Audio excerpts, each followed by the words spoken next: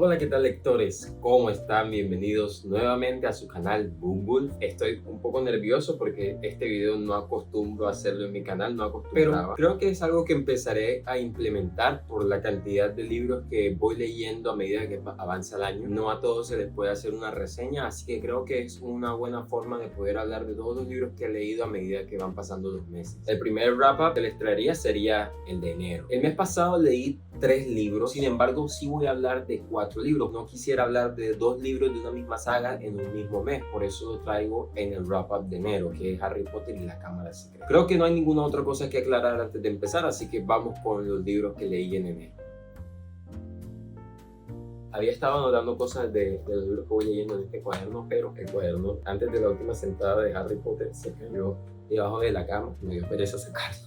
Entonces escribí en Bookmore algunas notas. Y el primer libro del cual quiero hablarles es Novela de ajedrez de Stefan Zweig. Esta fue la última novela escrita del autor. Es bastante triste toda la historia detrás de su publicación. No voy a contar este video por causa de no herir susceptibilidades, pero pueden buscarla. Este libro es considerado un clásico moderno. Yo me topé con él en la librería. Me llamó la atención su título porque me gusta mucho el ajedrez y busqué la sinopsis en internet y más o menos de qué trataba y algunas opiniones. Luego empecé a ver que muchos booktubers estaban hablando de este libro, ensalzándolo, rescatando lo maravilloso que es, y eso me dio mayor motivación para leerlo en enero, porque realmente lo tenía planeado para leerlo por ahí no sé si en marzo o en abril, ya no recuerdo, pero bueno. Esta corta novela de menos de 100 páginas nos narra el enfrentamiento de Mirko Centovics y el señor B, un encuentro que se da de manera natural en el tablero de cuadros, o sea, el tablero de ajedrez. Estos dos son personajes que son muy aislados de la sociedad, son amantes del ajedrez obsesivos. Mirko es el campeón mundial de ajedrez en la actualidad, mientras que el señor B es una persona que sabe mucho de ajedrez, pero no tiene ninguna clase de reconocimiento. El encuentro se da en un crucero que se dirige a Buenos Aires, que zarpa desde Nueva York. Y pareciera que estos dos son los protagonistas de la historia, y en cierto sentido sí lo son, pero ninguno de ellos es el narrador principal. Quien abre la historia es un pasajero del crucero que se topa con la noticia de que Mirko, el campeón mundial de ajedrez, está en el barco. Este pasajero, hablando con un compañero, con un amigo de él, empieza a conocer la historia del campeón mundial y se da cuenta de que tiene, al parecer, una mente muy curiosa, más allá de cualquier espectro normal, pudiera llamarse una persona superdotada. Y a este pasajero le causa curiosidad esta clase de personalidades. Entonces desea por cualquier manera posible tener un encuentro con el campeón de ajedrez, con Mirko, y para ello desarrolla un torneo de ajedrez, lo único que pudiera llamar la atención de este personaje. En medio de este torneo aparece en escena el señor B ayudando a los contrincantes del campeón, revelando una maestría en cuanto al ajedrez que parece superior a la del común. Esto llama la atención del pasajero que había diseñado el torneo, y tan pronto acaba la sesión en donde se encuentra con el señor B, acude a su encuentro para preguntarle cómo es que sabe tanto acerca del ajedrez. Ahora, yo le di una calificación de 5 estrellas y debo decir que mientras lo leía hubo una parte donde yo mismo pensé para mí mismo, qué exquisito es leer tanta genialidad, porque uno se pregunta cómo es posible que haya alguien que haya tenido la capacidad de meterse en la psique de un personaje y expresar todo lo que está condensado en esta novela de la manera como el autor lo expresa. Si bien el giro de la historia es bastante inesperado, al principio no sabía a dónde quería llegar, pero poco a poco se va desenvolviendo. Creo que lo que lo hace tan perfecto es la forma en cómo el autor lo narra. Una gran parte de la novela transcurre en la mente de uno de los protagonistas. Y es bastante interesante cómo todo lo que se nos narra es psicológico, pero al mismo tiempo es muy vívido. Y es la destreza de Stefan, del autor, en esta novela, algo que la hace muy perfecta, muy genial de leer, que amerita esas 5 estrellas. Cada uno de los contrincantes del ajedrez tiene su propia historia con respecto al juego, y este es el aspecto más interesante de toda la novela. La historia, aunque es sencilla, es bastante disfrutable de leer. Hay momentos en los que tú piensas, pero ¿qué es esta locura que estoy leyendo? Y el autor sabe manejar los tiempos en los que coloca cada diálogo, que es como si tú sintieras por momentos, al tiempo en que empiezas ese tipo de pensamientos, el autor te estuviera respondiendo, esta locura es esto. La escritura de este libro no tiene pierde. y yo se los recomiendo. Es una lectura que de pronto no va a cambiarle la vida a nadie, pero estoy seguro que no va a ser fácilmente olvidable por quien la lea. Definitivamente deja una huella, lo increíble de todos estos sucesos. Y al final creo que eso es lo que buscamos en los libros, ¿no? Hay libros que pasan sin pena ni gloria, que son divertidos, interesantes, pero al final se te olvidan mucho, no tienen un momento en el que tú digas, pero ¿qué es esto? Y te marca tanto que nunca lo olvidas. Pero yo creo que esta novela sí tiene eso. Y por eso vale la pena darle 5 estrellas y recomendarles que la lean. El segundo libro del cual quiero hablarles es Frankenstein, de Mary Shelley. Frankenstein o el moderno Prometeo. A mí me gusta esa expresión, pero no aparece en esta edición. El moderno Prometeo, como un subtítulo, debería aparecer.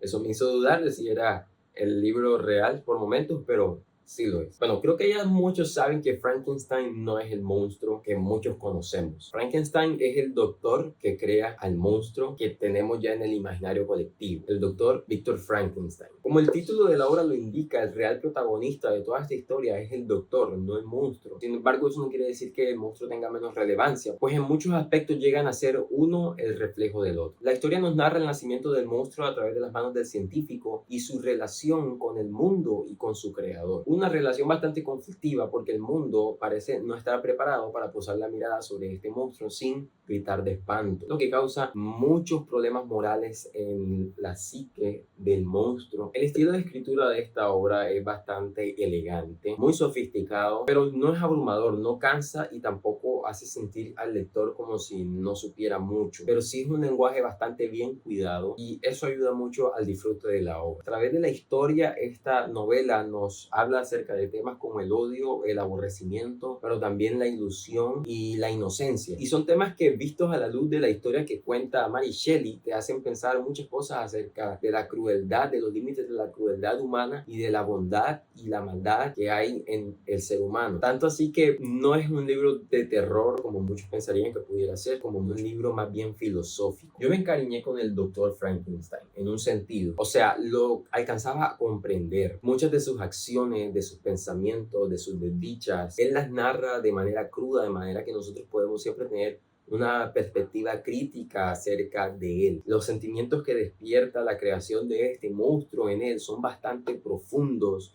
Él mismo no los alcanza a comprender. Por momentos siente odio, pero a veces siente compasión. Y si eso ocurre en el mismo creador del monstruo, ¿cuánto más empieza a sufrir el monstruo de esta manera al no comprender su propia existencia? Entonces también abre las puertas ahí a un dilema filosófico en cuanto a la relación de las criaturas con su creador. Y aunque el doctor se lleva para mí el protagonismo de la historia, el monstruo también tiene bastante peso.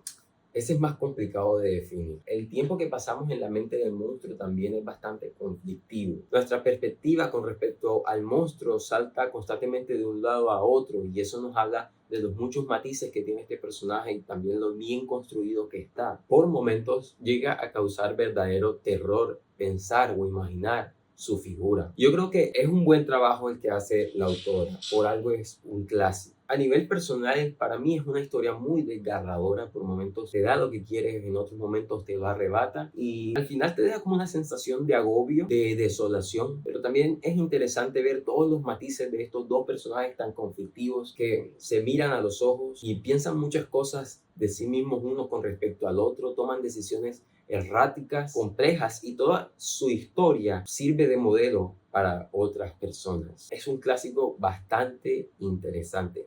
Yo recomiendo su lectura. Yo le di 4.5 estrellas. No sé si se lo bajaría a 4, no estoy seguro. Porque a pesar de que sí me gustó bastante, tampoco fue como que me cambiara la vida. Sí creo que es una lectura muy interesante, que valdría la pena que pudieran leerla. Que hace pensar, que hace analizar muchas cosas. Es interesante lo que postula. No creo que sea 100% necesario leerlo.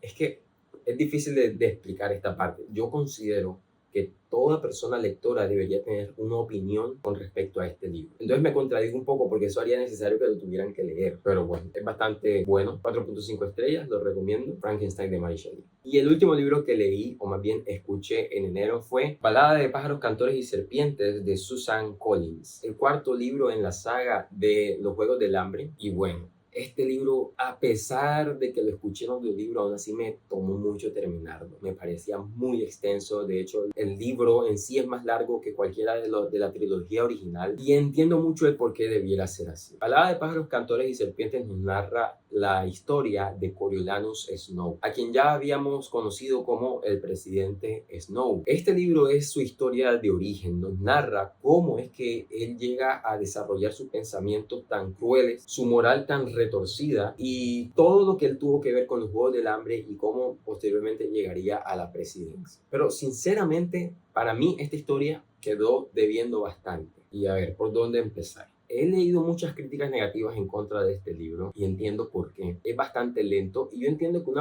un libro que está desarrollando la psique, y esta es la tercera vez que menciono esa palabra en este video se trata de la psique. Y curiosamente, muchas de estas historias tratan acerca de lo que ocurre en la mente de los protagonistas, ¿no? Genial. De hecho, Harry Potter y la Cámara Secreta también va a tratar un poco de ese tema. ¡Wow! Bueno, un libro que narra o trata de enfocarse en lo que sucede en la mente de una persona es natural que sea lento, que tome tiempo para ser desarrollado. Tú no esperas ver un cambio de personalidad en una persona de la noche a la mañana. Nosotros, todos los seres humanos, somos una construcción de sucesos y hay cosas que nos llevan a tomar las decisiones que tomamos nosotros hoy y a pensar como pensamos hoy. Muchas cosas en nuestra vida han influido. Y un poco ese es también el postulado de esta historia. Nos plantea el dilema de si el hombre es malo por naturaleza o si es víctima de las circunstancias. Un dilema que parece mucho a un perro persiguiendo su propia cola. Es un dilema que da muchos círculos y que nunca llega a nada realmente. Pero yo creo que las motivaciones de Snow no son ni tan fuertes ni tan fundamentadas para que él tome las decisiones que toma al final de la historia o que se vuelva lo que es, un loco maniático desquiciado.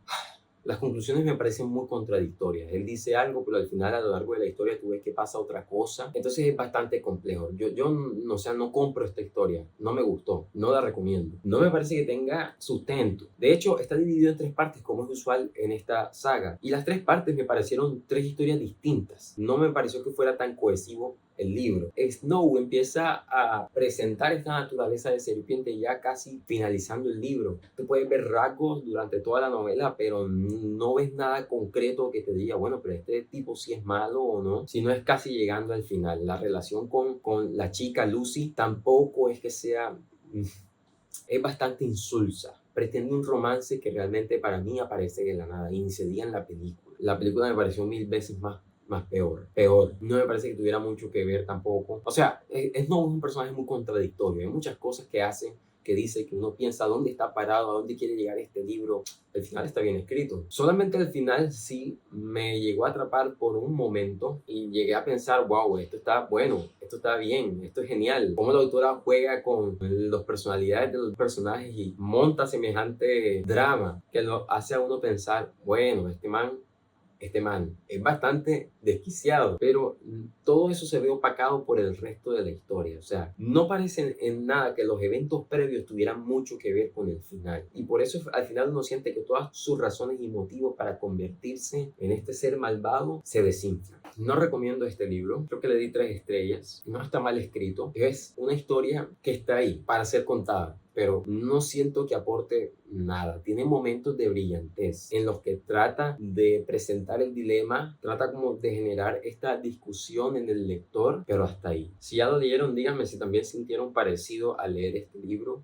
o no. Y bueno, el último libro del cual voy a hablarles, que realmente es una lectura de febrero, pero como ya les dije, no quiero hablar 2 veces de esta saga en un mismo video, es Harry Potter y la Cámara Secreta. O en inglés será La Cámara de los Secretos, más bien. El segundo libro de la saga de Harry Potter es un poco más corto que el primero, sin embargo lo sentí más largo. Me gustó bastante, pero creo que es un libro que se aprecia mejor y se disfruta si no conoces la historia y si no has visto las películas, porque está muy bien construido. Esta diferencia del resto de historias de Harry Potter creo que tiene un factor que lo define muy especial y muy diferente. Realmente parece una historia de detectives. Es una historia en la que del comienzo se nos presenta un problema, un dilema. La Cámara de los Secretos ha sido abierta y un monstruo está suelto por todo el colegio causando estragos. Desde muy temprano en la historia, porque no puedo decir el inicio, estos libros siempre tardan en empezar, pero desde muy principio en la historia se nos presenta el problema y la determinación de Harry y sus amigos en hacerle frente y descifrar qué es lo que está ocurriendo. Entonces siempre te tiene con ese halo de misterio para saber, para tú mismo intentar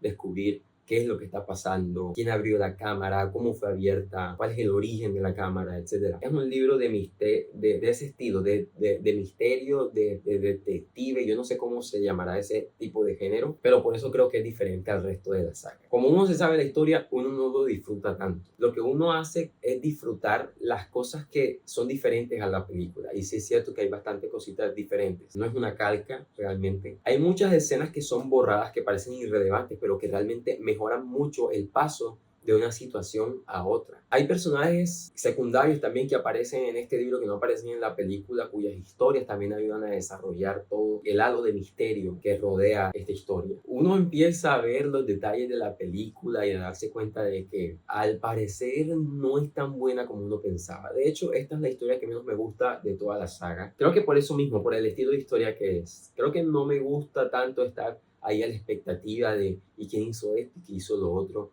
Me gusta de pronto más ver cómo la acción va desenvolviendo todo el problema. El primer libro de Harry, a diferencia de este, creo que fue más experimental, fue más como de descubrir el mundo mágico. En cambio, este ya nos presenta un desafío desde el inicio que hay que resolver todos juntos entre Harry, los protagonistas y el lector. Entonces yo creo que es un buen libro. Le puedo dar 4 estrellas, aún no lo he calificado. Me sorprendió mucho que Ron toma bastante protagonismo, no se muestra tan silly, tan tonto como en las películas. De pronto sus aportes no son tan grandes, pero sí marca una presencia bastante fuerte en este libro. Igualmente Hermione, mientras que en la película se ve un poquito más sosegada que lo que se ve acá, en este libro se muestra más rebelde. Es un personaje que se muestra más interesante, que se ve con más matices que lo que muestra en la película. Te hace pensar muchas cosas acerca de ella, no es tan inocente como parece ser. Pero sí hay cosas que no me gustaron y una de ellas fue la constante repetición que la autora J.K. Rowling hace de muchas cosas que ya había hablado en el primer libro. Por ejemplo, el profesor de la clase de historia en el primer libro nos cuenta que falleció sin ni siquiera él mismo darse cuenta, que un día estaba dormido y de repente salió de su cuerpo sin darse cuenta de que su cuerpo se había quedado atrás. Bueno,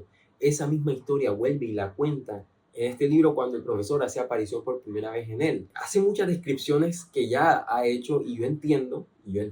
Digamos que alguien decide tomar este libro primero que el número 1 de la saga. Este libro por sí solo debe ser autosostenible, aunque sea parte de una saga más amplia. Y entiendo que ese tipo de repeticiones se haga. Sin embargo, creo que pudo haber jugado más cuando iba a repetir ciertas cosas de una manera más interesante que solamente decir lo mismo que ya había dicho en el otro, porque le hace pasar un mal rato a quienes ya han venido leyendo los libros anteriores. Y no sé si eso seguirá sucediendo con los libros que vengan. Pero cada vez que pasaba algo así me sentía muy aburrido. Y no eran pocas las veces, fue bastante que ocurrió. ¿Y por qué les decía que esto también tiene que ver mucho con la psique? Porque es un juego mental el que ocurre en Harry. Sufre un poco o bastante en este libro. Pues es un personaje que ha sentido rechazo, que no sabe cuál es su lugar en el mundo, que quedó huérfano desde que nació. En Hogwarts hay una identidad, pero en su segundo año esta identidad empieza a ser puesta en duda por todos los acontecimientos que están pasando, hasta llegar a pensar que tal vez lo que él ha creído de él no es real y tal vez es una persona muy diferente de lo que piensa que es. El lector mismo es el que empieza a ayudarlo a tener estas conclusiones a medida que va leyendo